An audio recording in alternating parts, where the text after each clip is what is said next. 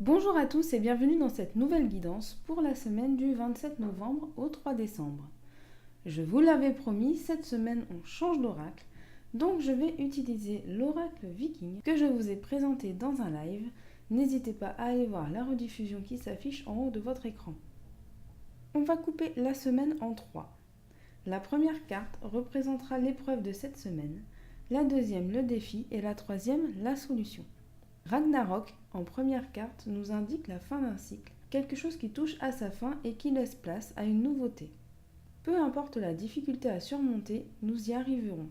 Les choses suivent leur cours, certaines prennent fin et de nouvelles voient le jour.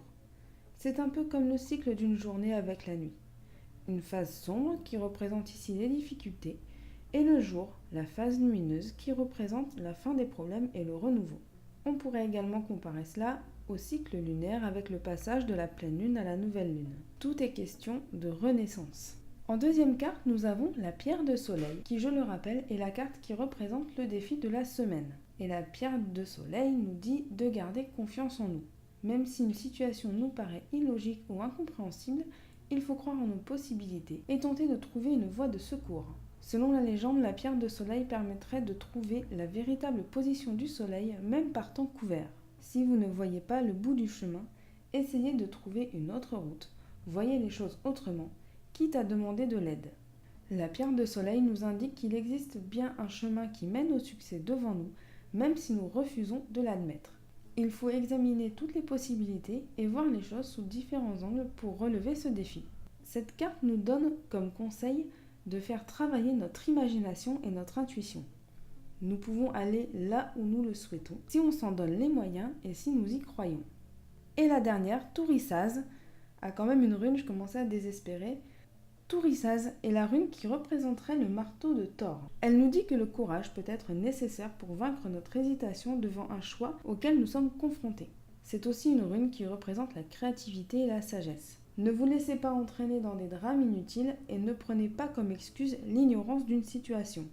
Optez pour la positivité plutôt que l'agression et la fermeture d'esprit. Votre force intérieure peut vous aider à réaliser de belles choses si vous vous en donnez les moyens.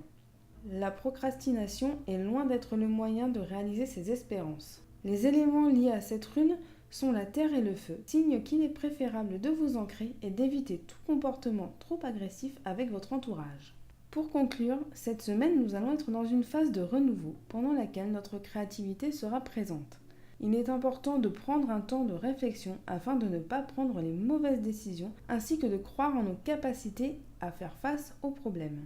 Notre challenge de la semaine sera de chercher la lumière dans l'obscurité, le positif dans le négatif, le bonheur dans la tristesse et de ne pas se focaliser sur un seul aspect, mais plutôt d'entrouvrir toutes les portes qui se présentent devant nous.